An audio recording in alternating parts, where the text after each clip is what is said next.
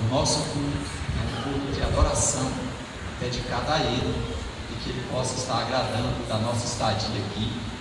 Nesse tempo nós estaremos aqui para adorar, e vamos fazer de todo o nosso coração, de toda a nossa alma, porque Ele é digno de toda honra, de toda glória e de todo louvor. Pai Santo, em nome do Senhor Jesus, nós estamos aqui pela sua graça e misericórdia, mais uma vez, Senhor. O Senhor é bom e o Senhor é maravilhoso para nós.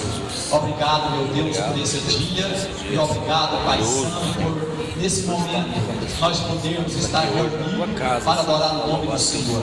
Pedimos ao Senhor a tua presença, a presença do teu Espírito Santo, que o Senhor esteja, Pai Santo, abençoando pela tua graça e misericórdia cada um de nós, que todos possamos sair daqui, meu Deus, abençoado, Pai Santo, aleluia, cheio da sua graça e do seu poder, para que nós venhamos a nos manter, Pai Santo, no dia a dia, ó Deus amado, em comunhão com o Senhor. Deus Todo-Poderoso, que o Senhor possa, através do teu Espírito Santo, usar, Pai Santo, toda a igreja, desde o porteiro até o pastor, para uma adoração, Pai Santo, na presença do Senhor. Deus bendito, que realmente nós possamos ter um coração de adorador, que nós possamos ser reverente à presença do Senhor, que nós possamos oferecer um culto, aleluia, e que possa chegar à tua presença como cheiro suave. Deus Todo-Poderoso, bendiz a minha alma ao Senhor, e tudo que há em mim, bendiga o seu santo nome. Então, meu Deus, que o Senhor esteja conosco, em nome do Senhor Jesus. Esse culto é oferecido a ti, aleluia, como ação de graça por tudo que o Senhor é, aleluia, nas nossas vidas. Nós oramos em nome de Jesus. Glória a Deus.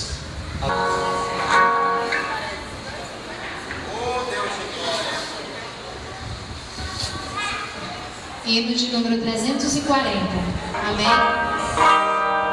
Eis que surge um povo forte, revestido de poder, e não teme nem a morte quem a ele vencer, e terá sorrisos fortes com Cristo ao seu Pai.